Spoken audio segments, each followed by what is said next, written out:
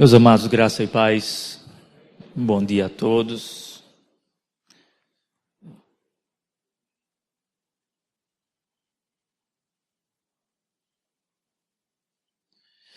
Mais uma vez eu quero expressar a minha satisfação de poder participar deste momento de comunhão com vocês.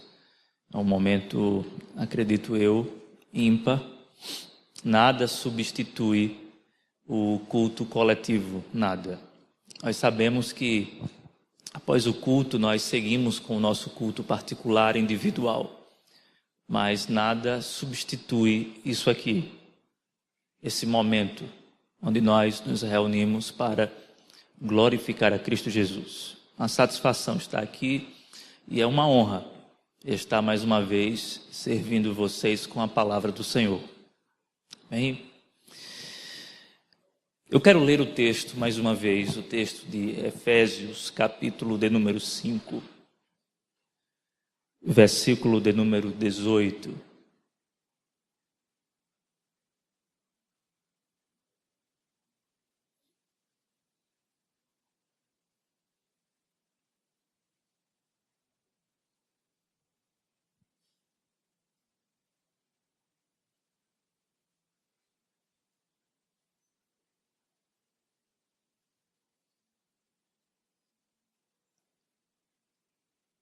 O apóstolo Paulo,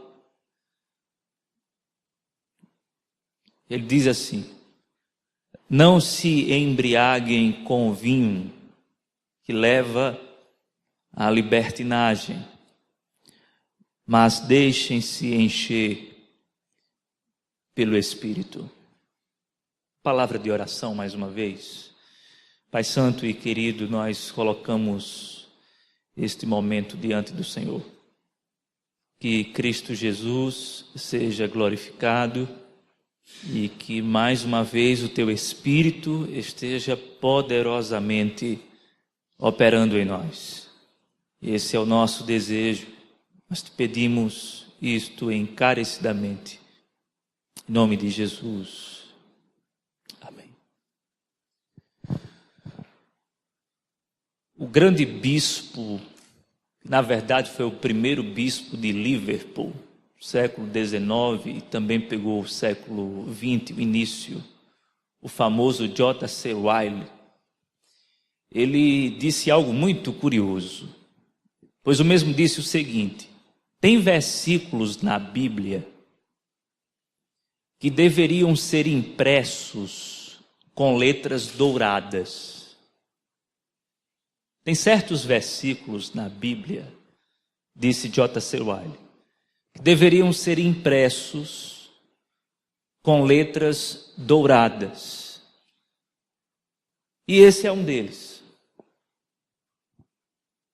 Não se embriaguem com vinho que leva à libertinagem, mas deixem-se encher pelo Espírito. O apóstolo Paulo, como os irmãos bem sabem, está escrevendo esse texto, essa carta da prisão. Ele está numa prisão romana e da prisão ele escreve para os irmãos. E quando ele escreve essas palavras, especificamente falando, ele tem algo em mente. Porque na cidade de Éfeso havia o culto ao deus Baco, ou Dionísio, o deus do vinho. E lá era palco de práticas orgiásticas, as mais práticas, as mais sortidas práticas libertinas que você possa imaginar. O culto ao deus Baco, o deus do vinho, seguia a seguinte pauta: bebedeira, seguido de promiscuidade. Então, os adeptos ao deus Baco, eles se reuniam religiosamente e ali eles enchiam literalmente a cara, como nós costumamos dizer. eles se embebedavam e em seguida eles ficavam entregues a toda a sorte de prática sexual ilícita. A palavra bacanal, por exemplo, vem de lá, porque as práticas bacanálicas surgiram lá, com o culto ao deus Baco, deus do vinho. E o apóstolo Paulo, ele tem isso em mente. Ele está escrevendo de Roma e ele tem em mente essa imagem. Mas ao mesmo tempo, ele faz um contraponto. Ele não fixa apenas no culto ao deus Baco, muito pelo contrário. Como eu fiz questão de frisar ontem, o apóstolo Paulo está escrevendo para a igreja. O apóstolo Paulo está preocupado e com a sua mente ocupada com os irmãos da igreja. Portanto, ele faz um contraponto. E é o contraponto que nos importa. Não vos embriagueis com vinho, que leva à libertinagem. Os irmãos conheciam muito bem esse processo, porque lá em Éfeso acontecia isso. E aí vem o contraponto do apóstolo Paulo: mas deixem-se encher pelo Espírito. Bem, queridos, eu quero, à luz desse versículo, e também dentro dos limites do contexto desse texto, eu quero trazer à baila algumas verdades espirituais, evangélicas e eternas sobre plenitude do Espírito, o tema proposto desde ontem à noite. A primeira verdade que eu gostaria de destacar, à luz desse mas deixem-se encher pelo Espírito, não vos embriagueis com vinho, que leva à libertinagem, mas deixem-se encher pelo Espírito.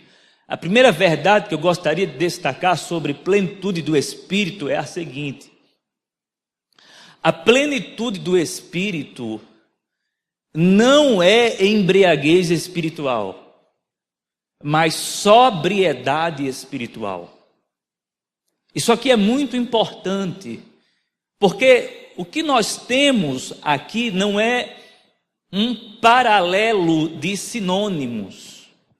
Porque tem muita gente que acaba interpretando esse texto como se Paulo estivesse dizendo o seguinte: não se embriaguem com vinho, mas se embriaguem com o Espírito Santo.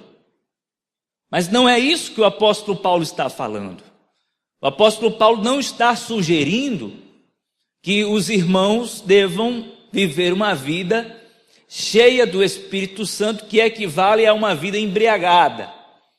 Até tem alguns irmãos que costumam usar essa expressão: fulano de tal, irmão fulano de tal está tão cheio do Espírito, parece que está embriagado pelo Espírito.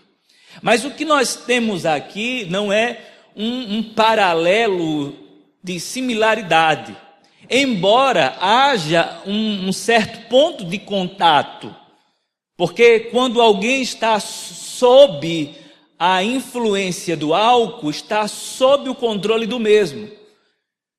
De igual modo, quando alguém está cheio do Espírito, está sob o controle do Espírito.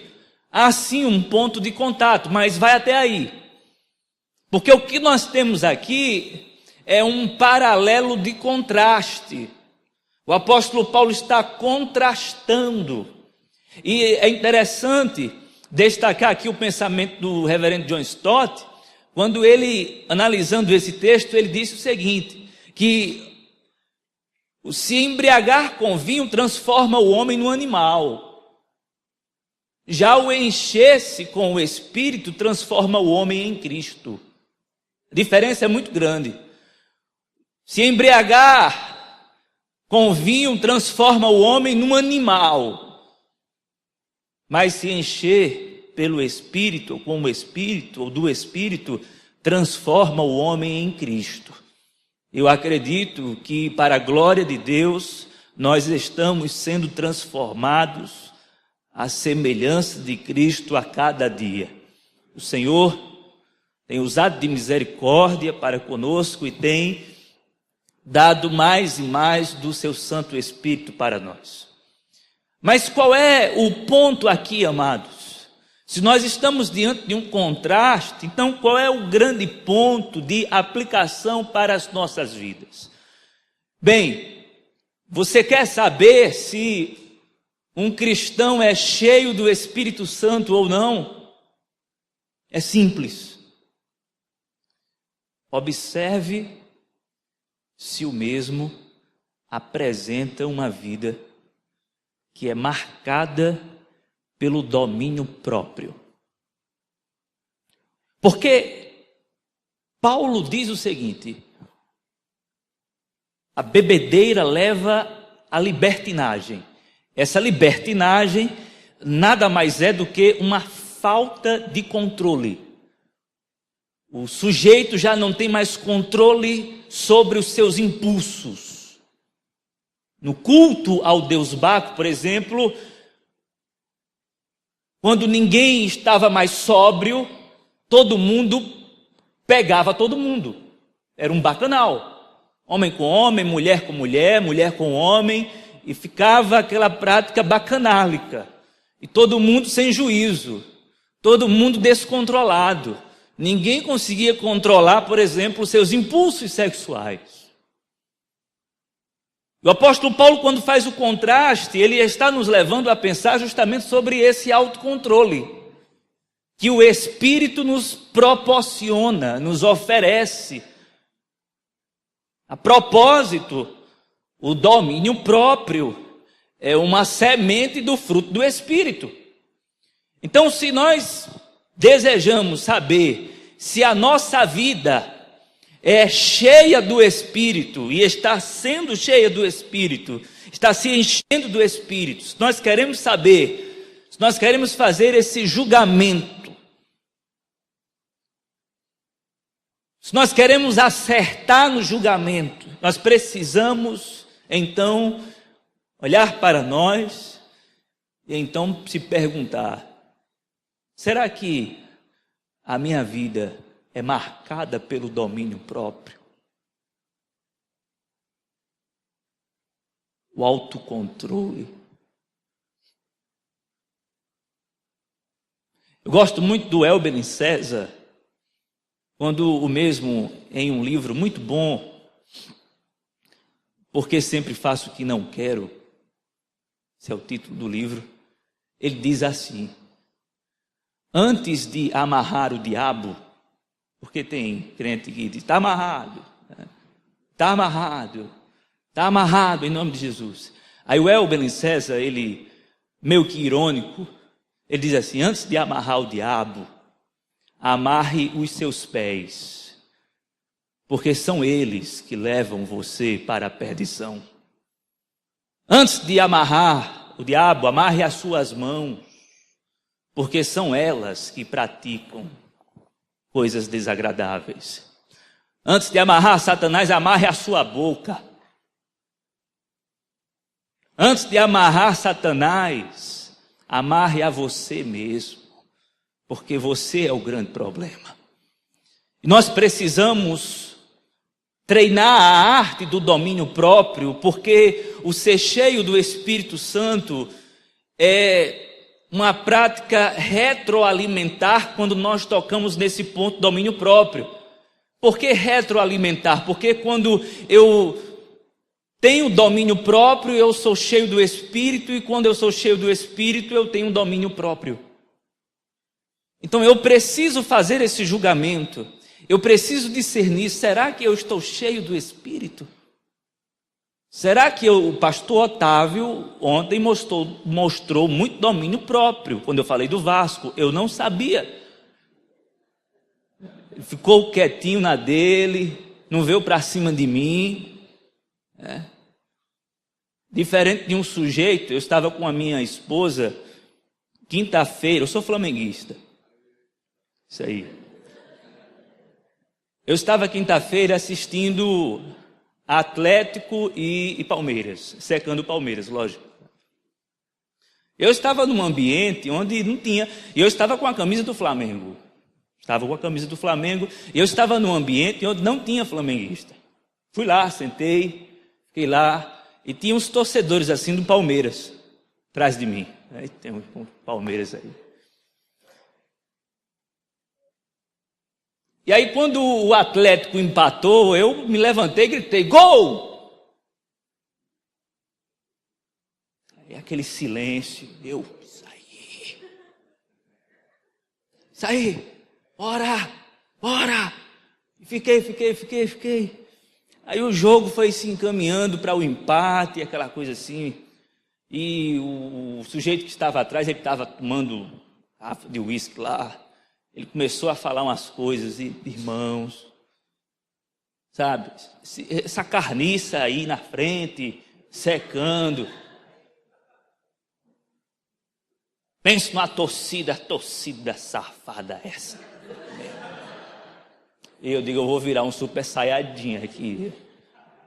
Aí eu me levantei, fui ao banheiro, voltei, sentei, olhei para ele, ele olhou para mim. E eu fiquei olhando assim, ele... Como é que pode, rapaz? A pessoa vem lá, sai de casa, veste a camisa do Flamengo. Eu estava errado mesmo, sendo sincero com vocês, eu estava errado. Mas o sujeito estava me provocando. E eu, Senhor, me controle, por favor, Senhor. Não permita que... Porque é complicado. Você ficar ali escutando aquele, né? Eu sei que eu procurei, eu saí de casa, eu não deveria ter saído de casa, deveria ter ficado em casa, não deveria ter ido para aquele... Enfim. Mas, irmãos, nós precisamos ter domínio próprio.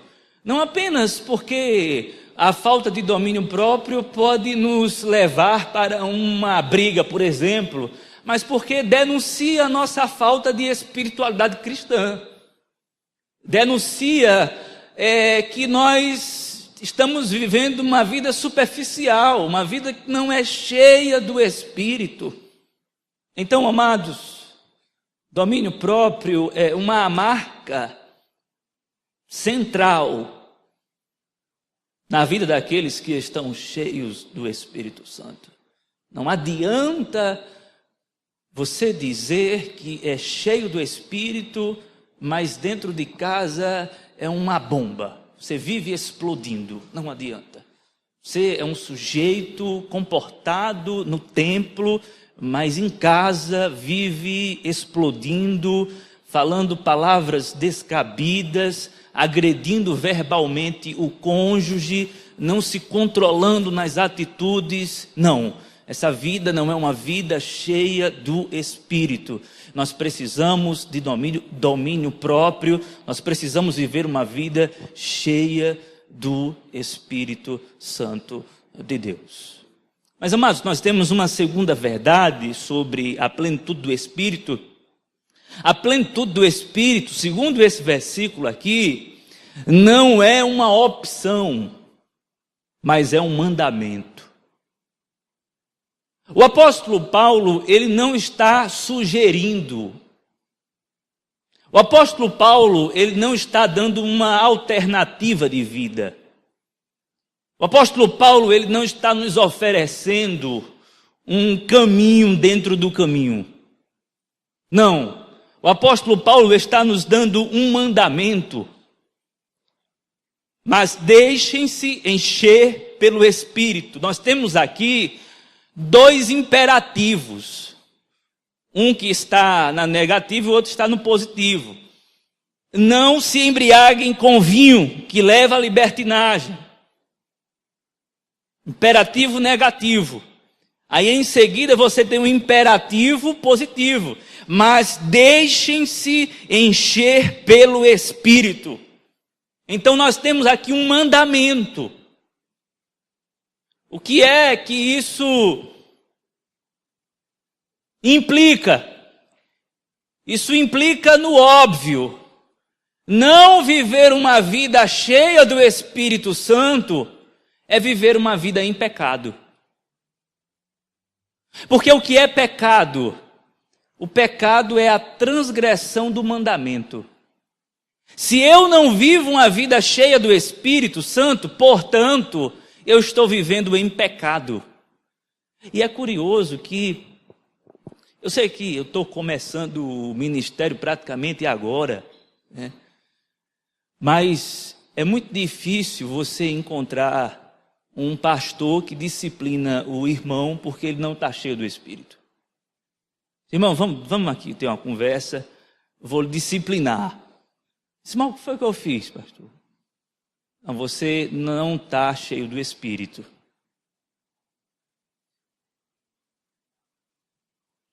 Dia desse eu escutei o Augusto Nicodemos falar num texto muito delicado que eu ia ministrar. Eu queria ver qual era a visão dele sobre o texto de 1 Coríntios capítulo 5, quando fala ali da disciplina cristã. E Augusto Nicodemos disse uma coisa interessante. Ele disse: eu tenho mais de 30 anos de ministério e eu não lembro. E aí ele assume a culpa. Eu não lembro de ter disciplinado um membro avarento. Porque a gente disciplina sempre aquele que cai no pecado sexual, que é o pecado mortal. E nós elegemos os pecados que nós determinamos que são pecados mortais. Temos essa capacidade de selecionar aquilo que deve ser pecado e, ao mesmo tempo, hipocritamente falando, colecionar aquilo que pode ser pecado. Nós selecionamos aquilo que deve ser pecado e nós também colecionamos aquilo que pode ser pecado. Pode ser. Por que pode ser? Porque faz parte da minha vida. Agora, isso aqui que não faz parte da minha vida deve ser pecado. E aí nós selecionamos de maneira farisaica o que deve ser pecado. Isso é pecado. Agora, isso aqui pode ser pecado. Não sei. Tenho minhas dúvidas. Pode ser. Então nós colecionamos isso aqui, selecionamos isso aqui. Fazemos a nossa lista. E criamos a velha dicotomia. Por isso que é certo quando, usando mais uma vez o Nicodemos, nós somos evangélicos de alma católica ainda. Temos os pecados mortais e venais. No nosso meio nós temos aqueles pecados que são mais terríveis e aqueles que não são tão terríveis assim. É bem verdade que quando nós estudamos, por exemplo, a martiologia, a doutrina do pecado, nós iremos perceber que há, sim, degraus. Tem pecado que é maior do que o outro, como, por exemplo, a blasfêmia contra o Espírito Santo. Por que esse pecado é maior do que os demais? Porque é um pecado contra o Espírito e não há perdão. Então é um pecado bem pior. Mas nós temos o costume, o hábito farisaico de pegar tudo aquilo que é pecado mortal, porque todo pecado, como disse Calvino, leva à morte, e fazemos a nossa seleção e a nossa coleção também ao mesmo tempo. Isso aqui é nocivo, isso aqui não é tão nocivo. Isso aqui é danoso, isso aqui não é tão danoso à minha alma. Então, não ser cheio do Espírito Santo, por exemplo, não é uma coisa tão séria. Mas, na verdade, amados, nós estamos diante de um mandamento, não é uma sugestão, não é uma orientação apenas.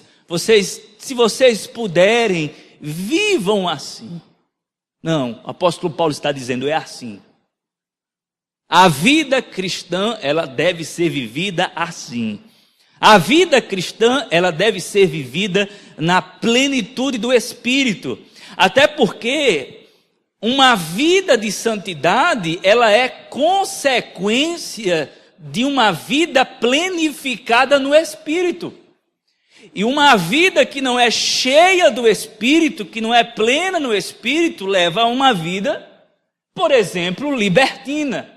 Então eu preciso abrir os meus olhos, você precisa abrir os seus olhos para esse texto, porque o apóstolo Paulo está nos dando uma ordem, é um imperativo, não estamos diante de uma opção, é um mandamento. Mas, amados, em terceiro lugar, a plenitude do Espírito não é um mandamento para um momento, mas é um mandamento para todo momento. A segunda verdade diz que a plenitude do Espírito não é uma opção, mas é um mandamento. Essa terceira verdade que está no texto nos diz que a plenitude do Espírito não é um mandamento para um momento, é um mandamento para todo momento. O verbo enchei-vos está no presente contínuo, no texto grego, no texto original. É em todo instante. Não é para uma ocasião específica, por exemplo, como essa. Você deve estar cheio do Espírito aqui? Sim. Eu preciso estar cheio do Espírito aqui? Sim. Mas lá fora eu também preciso estar cheio do Espírito. Onde quer que eu pise, eu preciso estar cheio do Espírito.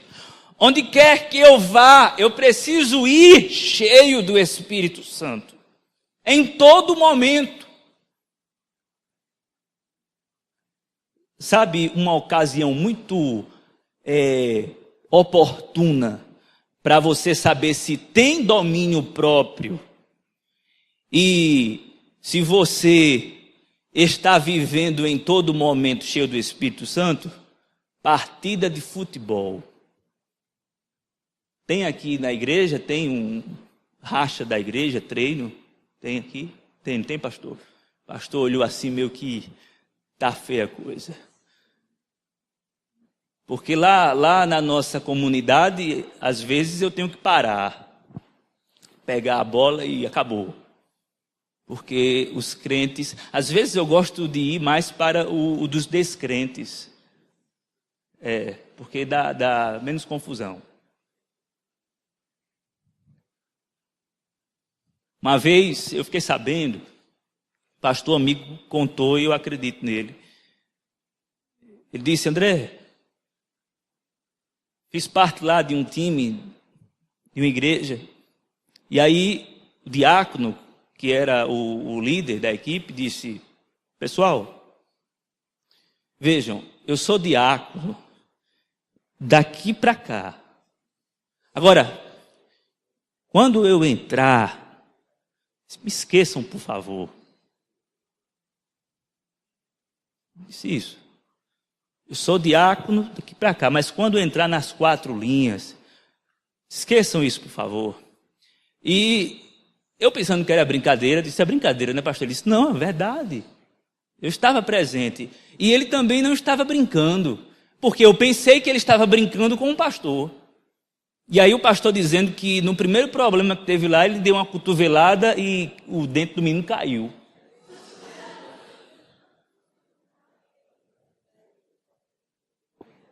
Lembro também de uma outra ocasião, e eu estava presente com um pastor, e tinha um menino lá, mexendo para um lado e para o outro a bola, fazendo uma gracinha. O pastor ficou parado na frente dele assim, tipo, tirando onda com a minha cara, e tinha muita gente assistindo. E aí quando o menino foi passar, ele levantou, ele deu uma alavanca, levantou o menino. O pessoal sabia que a gente era da igreja. Aí a turma começou a gritar assim: esse pastor é do diabo, é do capeta esse pastor. Sério. A recomendação que o apóstolo Paulo dá aqui, o mandamento, é para todo momento. Eu preciso estar cheio do Espírito no momento do futebol também. Eu preciso estar cheio do Espírito no meu trabalho. Eu preciso manifestar uma vida cheia do Espírito no meu ambiente de estudo, na academia, na universidade. Eu preciso manifestar uma vida cheia, plena do Espírito em todo momento. Nós precisamos romper com o preconceito que ainda existe no nosso meio sobre a dicotomia do sagrado e profano. Parece que esse momento aqui é sagrado, ou mais sagrado. Mas os outros momentos não são tão sagrados assim. Na melhor das hipóteses.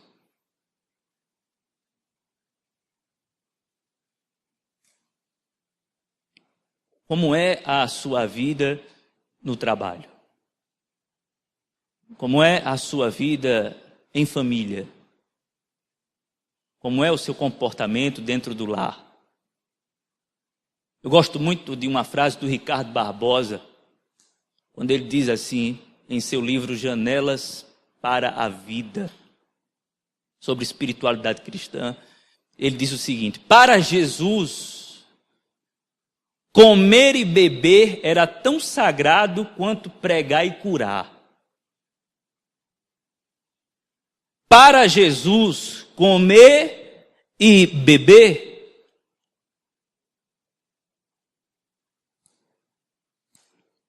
era tão sagrado quanto pregar e curar. Mas nós criamos uma dicotomia. O comer e o beber não é tão sagrado assim.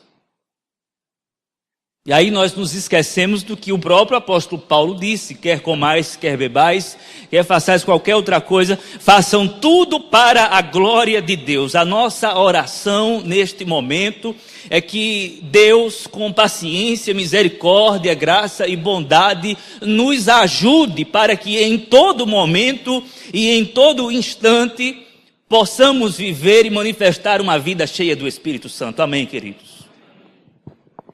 Mas nós temos uma quarta verdade sobre a plenitude do Espírito aqui nesse texto. A plenitude do Espírito não é para um grupo seleto, mas é para todos os crentes. Ora, o verbo está no plural. Enchei-vos. O apóstolo Paulo não está falando para uma casta espiritual apenas. O apóstolo Paulo está falando para todos os eleitos, crentes da igreja de Éfeso. Ele está falando tanto para o maior como para o menor. Ele está falando para todos. Não apenas o pastor da igreja deve viver uma vida cheia do Espírito Santo, mas aqueles que estão sob o pastoreio do respectivo pastor devem viver uma vida cheia do Espírito. Todos os irmãos estão convocados pelo próprio Espírito Santo para essa vida. Porque às vezes nós pensamos que uma vida espiritual é algo exclusivo e é privilégio de alguns. Como uma irmã que estava muito aflita, porque Deus nunca mais tinha falado com ela. E aí a irmã aflita, encontrou um pastor. Disse: pastor, me ajude, por favor. O que foi, irmã? Isso é porque Deus nunca mais falou comigo. Como assim, irmã? Disse: não, eu tenho ido aí nos cultos, aí Deus tem levantado os vasos, sabe? Mas nunca mais falou comigo. E eu estou sentindo assim que tem alguma coisa de errado comigo. Alguma coisa de errado comigo. O pastor disse: minha irmã, pois Deus fala comigo todo dia. Aí a irmã disse assim: mas é lógico, pastor, é claro. O senhor é um homem escolhido, pastor, um líder. Mas coitada de mim, pastor. Ele disse: não, minha irmã, não. É porque eu tenho um hábito de, às 5 horas da manhã, abrir minha Bíblia. Aí Deus fala comigo a partir da Bíblia somente. Mas assim, a irmã é como eu. Então tem gente que tem esse pensamento. O pastor, o presbítero. Não, somos todos sacerdotes. Não somos frutos da reforma protestante. Somos todos crentes sacerdotes. Todos nós temos essa responsabilidade de viver uma vida cheia do Espírito Santo. Agora, meus amados irmãos, em quinto e último lugar, a plenitude do Espírito não é para quem espera, mas é para quem busca. E aqui os irmãos vão lembrar, aqueles que estavam, obviamente, ontem, que eu falei na introdução da mensagem sobre os dois tipos de plenitude. A plenitude de crise, que é uma experiência de crise, sofrida repentinamente. Você sofre uma experiência de crise, fica cheio do Espírito Santo de repente, mas tem a plenitude do Espírito que não é essa experiência de crise, mas que é uma experiência diária, de busca. E o apóstolo Paulo está falando exatamente sobre essa experiência diária. Mas deixem-se encher pelo Espírito.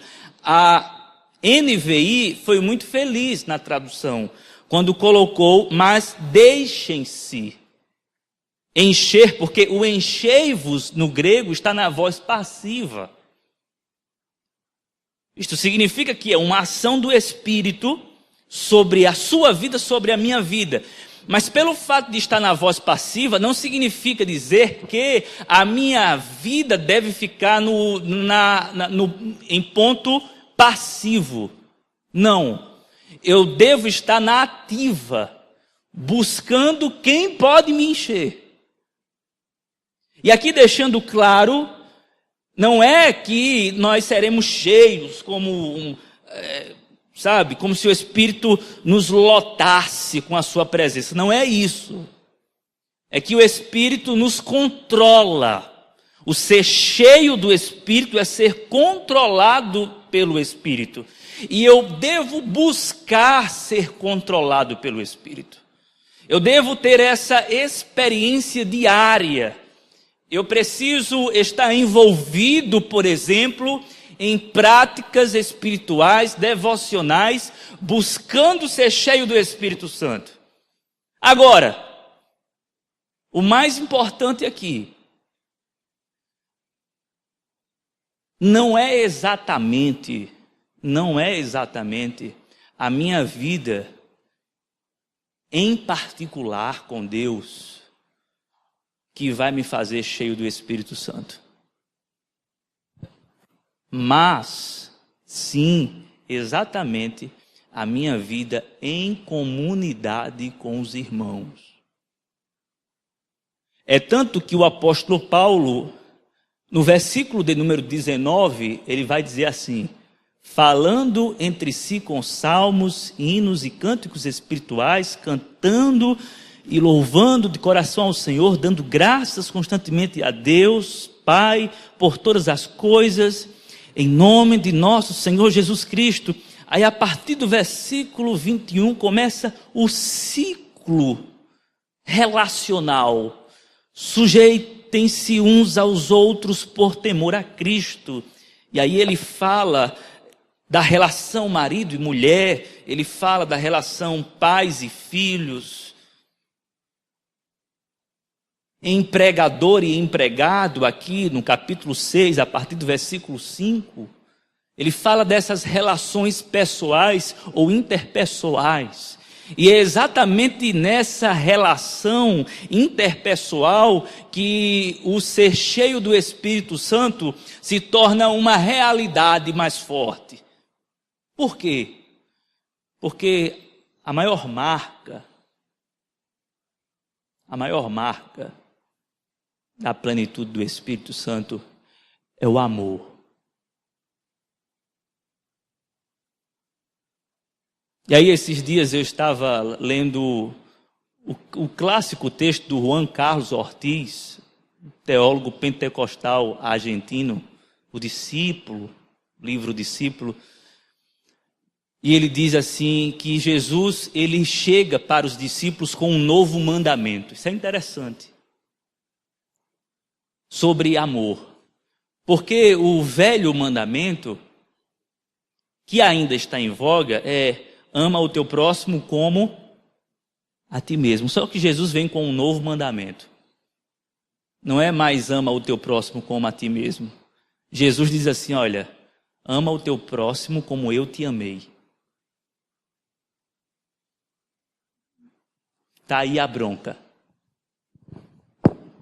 E isso faz todo sentido aqui no texto, porque o apóstolo Paulo, quando fala do amor que o esposo deve ter para com a sua esposa, ele fala de um amor sacrificial que é comparado com o amor que Cristo revelou para com a sua igreja.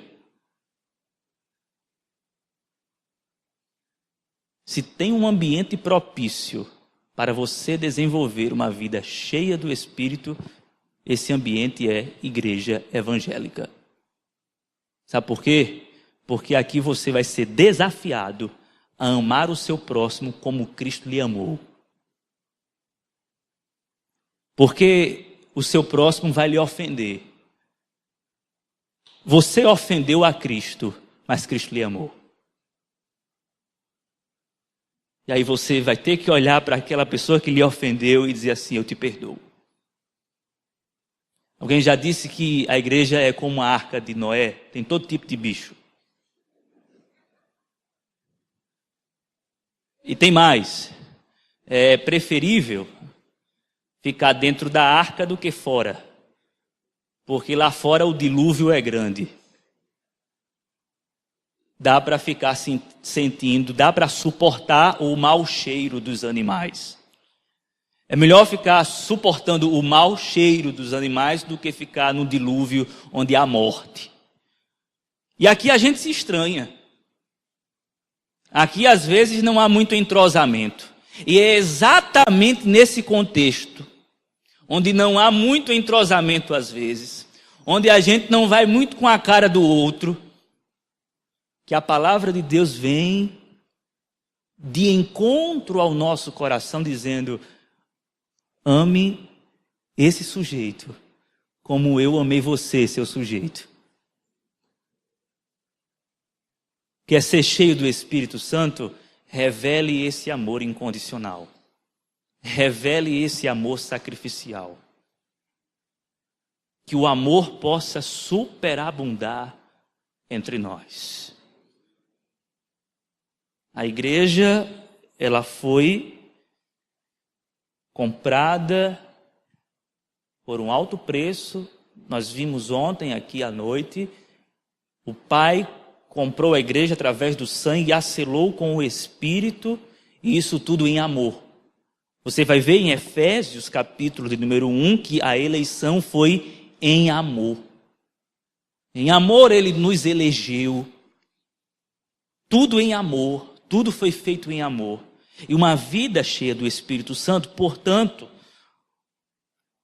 deve ser uma vida que manifesta amor, e uma vida que manifesta amor, ela jamais pode ser uma vida sozinha.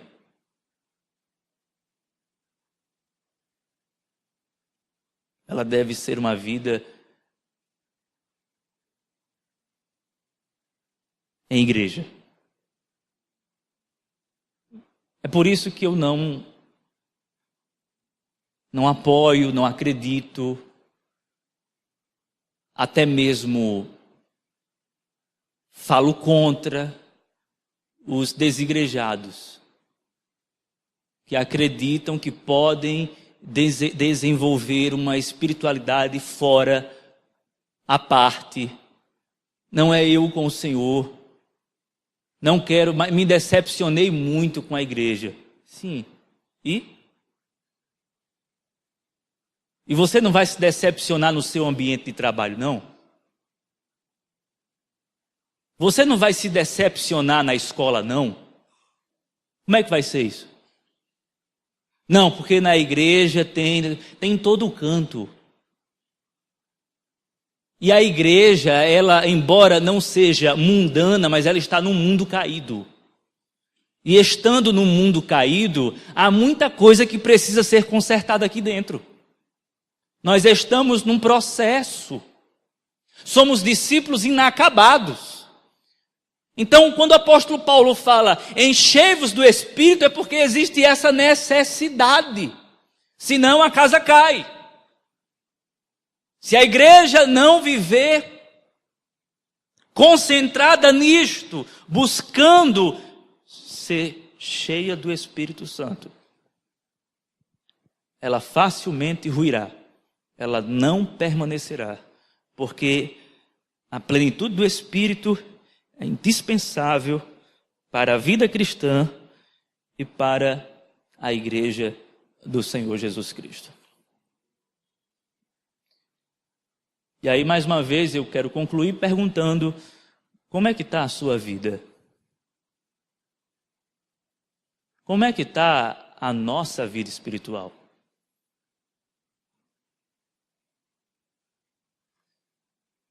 Quais são os sentimentos que nós estamos cultivando aqui dentro com relação ao outro?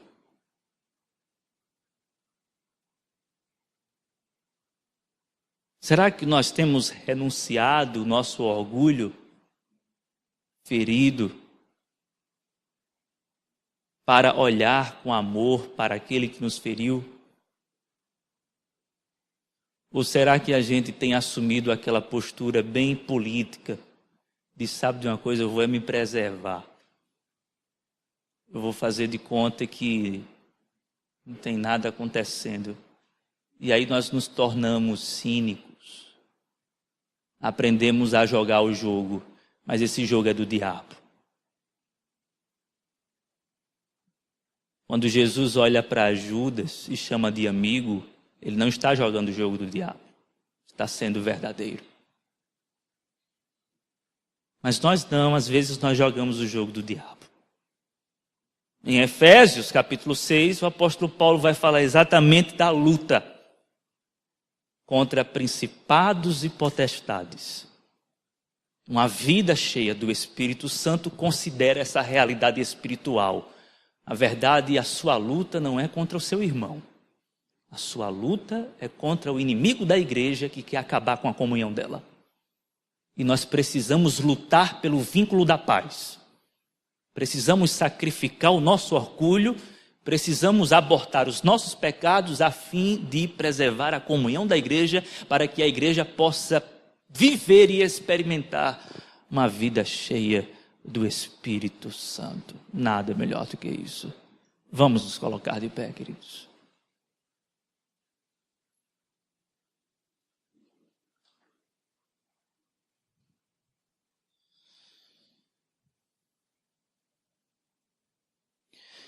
Senhor, esse assunto é muito caro.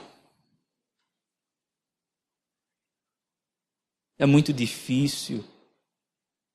É um assunto delicado. E colocá-lo em prática mais ainda, Senhor. Portanto, nós mais uma vez pedimos graça capacitadora sobre nós. Que o teu poder esteja agindo em nós com amor. Que o teu amor esteja agindo em nós com poder.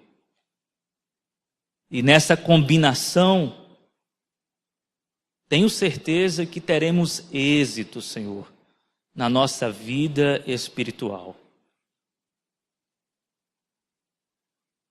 Somente o Senhor pode realizar esse milagre em nós. Fazer com que os nossos olhos espirituais sejam abertos para essa dimensão de vida que está além da justiça dos fariseus. Nos faça enxergar isso, Senhor. Porque se a nossa justiça não superar e não transcender, se a nossa vida não estiver acima da mediocridade religiosa, como disse Jesus, de maneira nenhuma nós teremos acesso ao reino de Deus.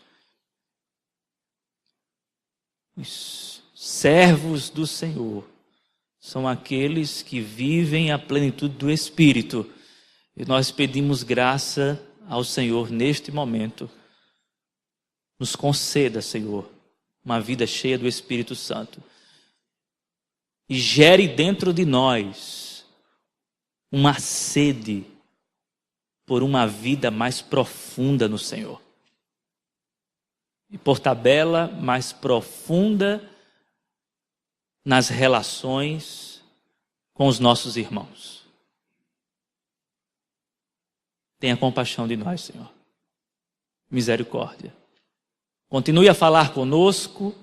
Te damos graças pela tua palavra exortativa, porque a exortação do Senhor é um sinal do teu amor sobre nós. Obrigado porque o Senhor tem falado à igreja e não a tem deixado sem palavra. Te damos graças, Senhor, pelo teu amor, pelo teu cuidado, pela tua providência, pelo Evangelho de Jesus Cristo, pela palavra que vem direto do teu trono, para a igreja que é carente da tua palavra, a começar de mim. Muito obrigado, Senhor. Em nome de Jesus nós oramos. Amém.